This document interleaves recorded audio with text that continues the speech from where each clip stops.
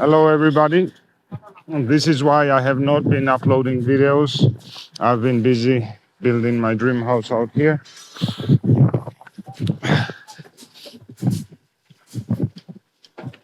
And this is a basically reinforced rebar net.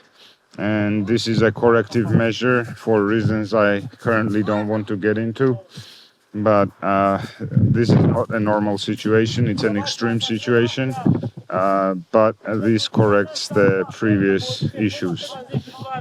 So now we will be pouring concrete on about 140 square meters approximately.